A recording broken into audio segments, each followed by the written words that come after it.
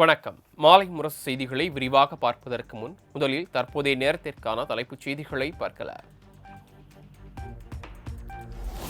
முதலமைச்சரின் காலை உணவு திட்டம் அரசு உதவி பெறும் தொடக்கப் பள்ளிகளுக்கும் விரிவாக்கம். சென்னை மயிலாப்பூரில் உள்ள புனித சூசையப்பர் தொடக்கப் பள்ளியில் முதலமைச்சர் மு.க.ஸ்டாலின் இன்று தொடங்கி வைக்கிறார்.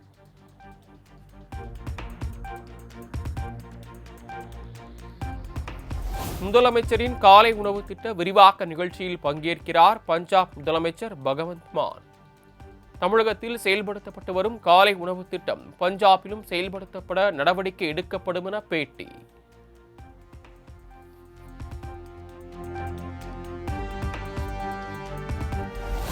தனியார் பள்ளிகளில் முதலமைச்சரின் காலை உணவு திட்டத்தை விரிவாக்கம் செய்வது தொடர்பாக அரசு கொள்கை முடிவு எடுத்தால் பரிசீலிக்கப்படும்.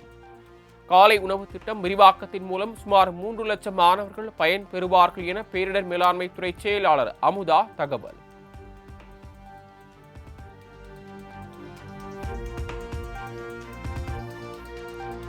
சென்னை கொளத்தூரில் கட்டப்பட்டுள்ள சிறு விளையாட்டு அரங்கை திறந்து வைத்தார் முதலமைச்சர் மு.க.ஸ்டாலின். வடசென்னை வளர்ச்சி திட்டத்தின் கீழ் நீச்சல் குளம் மற்றும் பெண்களுக்காக நவீன உடற்பயிற்சி கூடமும் திறப்பு.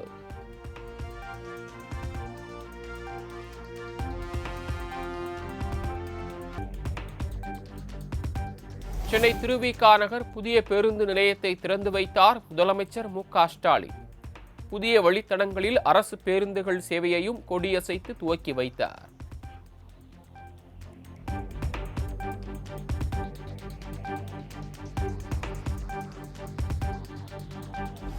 முன்னரே முடிவு செய்யப்பட்ட நிகழ்ச்சிகள் காரணமாக திருவிதாங்கூர் தேவசம் வாரியத்தின் பவள விழாவில் பங்கேற்க இயலாத சூழல்.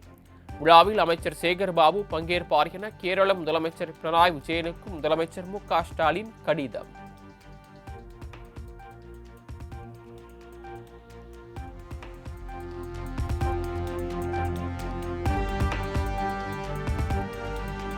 உங்களுடன் ஸ்டாலின் திட்டம் என பொதுமக்களை ஏமாற்றுகிறார் முதலமைச்சர் மு.க.ஸ்டாலின். 4 ஆண்டுகளாக மக்களுக்கு செய்தது என்ன எனவும் மு.க.ஸ்டாலினுக்கு எடப்பாடி பழனிசாமி கேள்வி.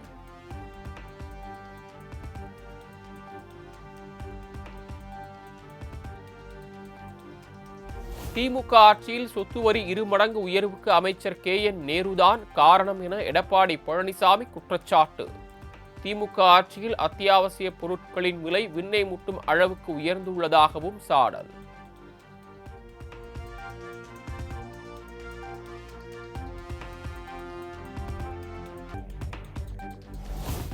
தமிழக சுகாதாரத்துறை அமைச்சர் மா. சுப்பிரமணியன் சுகாதாரத்தை கண்டுகொள்ளவில்லை என எடப்பாடி பழனிசாமி குற்றச்சாட்டு. சுகாதாரம் பற்றி கவலை கொள்ளாமல் மாவட்டம் தோறும் மாரத்தான் ஓடிக்கொண்டிருப்பதாகவும் விமர்சனம்.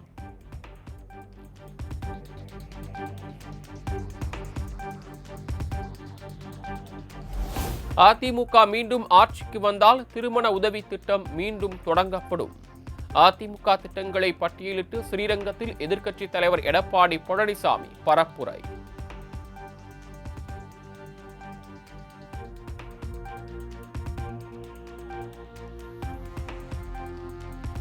குடியரசுத் தலைவர் திரௌபதி முர்மு செப்டம்பர் 2ஆம் தேதி தமிழகம் வருகை. சென்னை வர்த்தக மையத்தில் நடைபெறவுள்ள நிகழ்ச்சியில் பங்கேற்கும் அவர் திருச்சி ஸ்ரீரங்கம் கோயிலுக்கும் செல்ல உள்ளதாக தகவல்.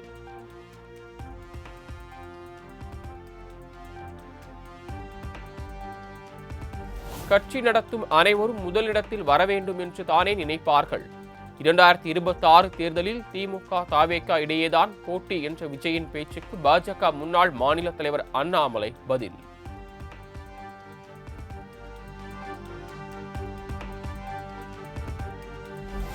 கட்சி மேலிடம் எந்த தொகுதியில் நிற்கச் சொல்கிறதோ அந்த தொகுதியில் வேட்பாளராக களம் இறங்குவோம். எந்த தொகுதியில் போட்டி என்ற செய்தியாளர்களின் கேள்விக்கு சிரித்துக் கொண்டே பதிலளித்த அண்ணாமலை.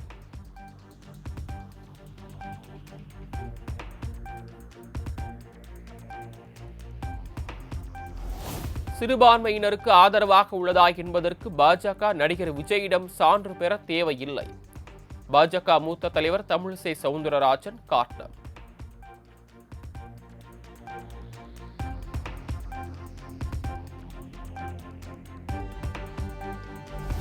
தமிழக பாஜக முன்னாள் தலைவர் அண்ணாமலையிடமிருந்து பதக்கத்தை கழுத்தில் வாங்க மறுத்த அமைச்சர் டிஆர்பி ராஜாவின் மகன் கையில் பெற்றுக்கொண்டு புகைப்படம் எடுத்துக் கொண்டதால் பரபரப்பு.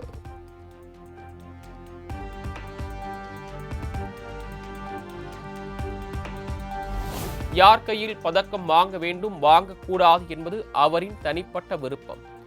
தனது கையால் பதக்கம் வாங்க மறுத்துவிட்டார் என்பது முக்கியமில்லை, நல்ல மனிதராக வர வேண்டும் என்பதே முக்கியம் என அண்ணாமலை கருத்து.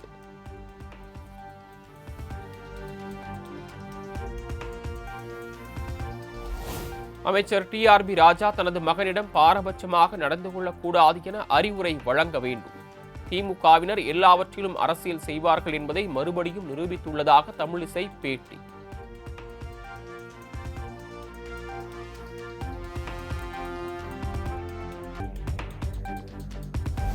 தமிழகத்தை சேர்ந்த ஆசிரியர்கள் இருவருக்கு தேசிய நல்லாசிரியர் விருது அறிவித்தது மத்திய கல்வி அமைச்சகம். இருவருக்கும் செப்டம்பர் 5ஆம் தேதி டெல்லியில் நடைபெறும் நிகழ்ச்சியில் குடியரசுத் தலைவர் திரௌபதி முர்மு விருது வழங்கி கௌரவிக்கிறார்.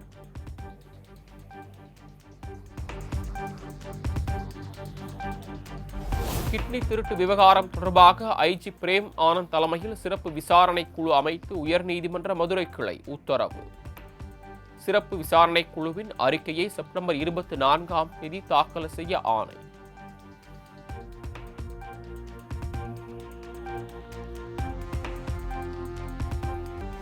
விநாயகர் சதுர்த்தியை முன்னிட்டு சென்னையில் இதுவரை 1500 இடங்களில் சிலை வைத்து வழிபட காவல்துறை அனுமதி வழங்கியுள்ளதாக தகவல். அனுமதிக்கப்பட்டுள்ள இடங்களில் சிசிடிவி கேமராக்களை பொருத்தி கண்காணிக்கவும் போலீசார் ரோந்து பணியில் ஈடுபடவும் உத்தரவு.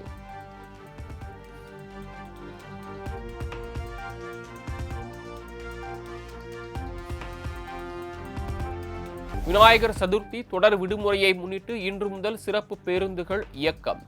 இணையதளம் மற்றும் மொபைல் ஆப் மூலம் டிக்கெட் முன்பதிவு செய்து கொள்ளலாம் என போக்குவரத்து துறை அறிவிப்பு.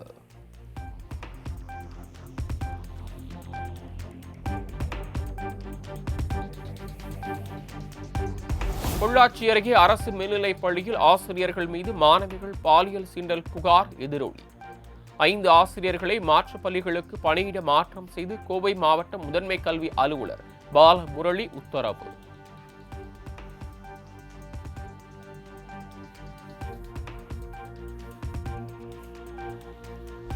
மோசடியாக பெற்ற வாரிசு சான்றிதழ் மூலம் மறைந்த நடிகை ஸ்ரீதேவி வாங்கிய சொத்துக்கு 3 பேர் உரிமை கோருவதாக கணவர் போனி கபூர் வழக்கு. போனி கபூர் தொடர்ந்த வழக்கில் தாம்பரம் தாசில்தார் 4 வாரங்களில் பதிலளிக்க சென்னை உயர்நீதிமன்றம் உத்தரவு.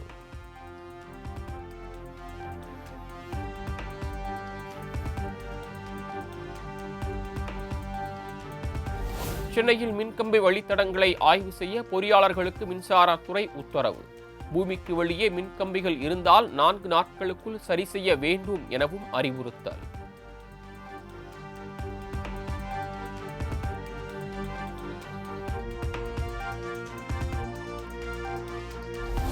ஆப்பிரிக்க நாட்டிலிருந்து சென்னைக்கு விமானத்தில் கடத்தி வரப்பட்ட 20 கோடி ரூபாய் கொக்கைன் போதைப் பொருள் பறிமுதல். சூட்கேஸின் ரகசிய அறைக்குள் மறைத்து வைத்து கடத்திய நைஜீரிய இளம்பெண் அதிரடி கைது.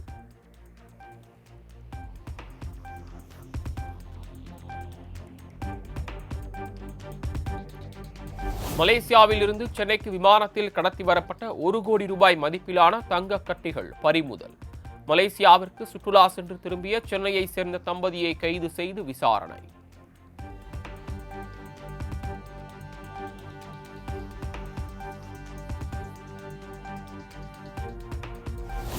கோவை தனியார் கல்லூரியில் தேசிய கைத்தறி தினத்தையொட்டி மாணவிகள் பங்கேற்ற ஆடை அலங்கார அணிவகுப்பு நிகழ்ச்சி.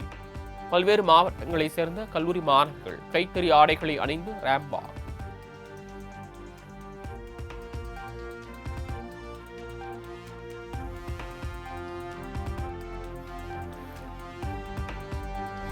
வங்கக்கடலில் நாளை காற்றழுத்த தாழ்வு பகுதி உருவாக வாய்ப்பு. சென்னை வானிலை ஆய்வு மையம் கணிப்பு.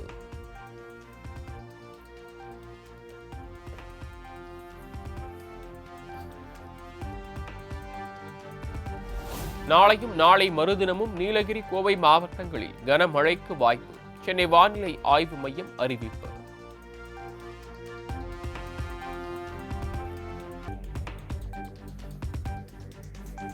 அமெரிக்காவின் 50 விழுக்காடு வரியால் ஏற்படும் பாதிப்பு என்ன என்பது குறித்து இந்திய ஏற்றுமதியாளர்களுடன் முக்கிய உயரதிகாரிகள் இன்று ஆலோசனை. அதிகாரிகளுடன் பிரதமர் மோடியும் முக்கிய ஆலோசனை நடத்த உள்ளதாக தகவல்.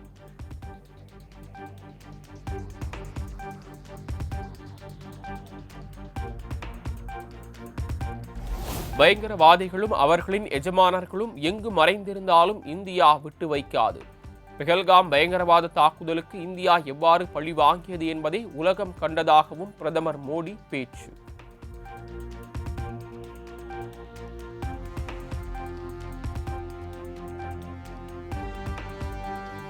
பிஜி நாட்டின் கடல்சார் பாதுகாப்பை வலுப்படுத்த பயிற்சி மற்றும் உபகரணங்களை இந்தியா வழங்கும்.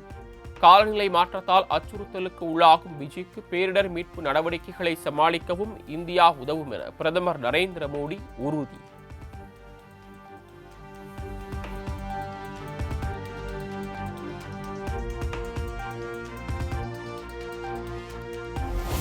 டெல்லி ராம்லீலா மைதானத்தில் வேலை வாய்ப்பு கோரி போராடியவர்கள் மீது தடியடி நடத்தியதற்கு ராகுல் காந்தி கண்டனம்.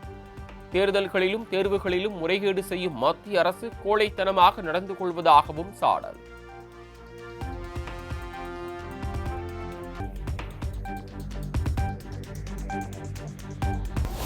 பஞ்சாபில் வெளுத்து வாங்கிய கனமழையால் வெள்ளக்காடாக காட்சியளித்த மோகா பேருந்து நிலையம். பேருந்துகள் தண்ணீரில் தத்தளித்தபடி சென்றதால் பயணிகள் கடும் அவதி.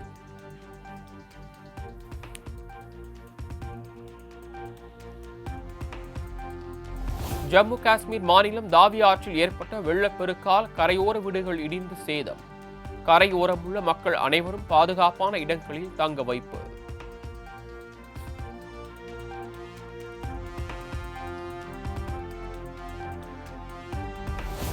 விடைபெறுகிறது விமானப்படையின் முக்கிய சக்தியாக விளங்கிய MiG-21 விமானம். செப்டம்பர் 26ஆம் தேதியுடன் முடிவுக்கு வருகிறது 60 ஆண்டு கால சேவை.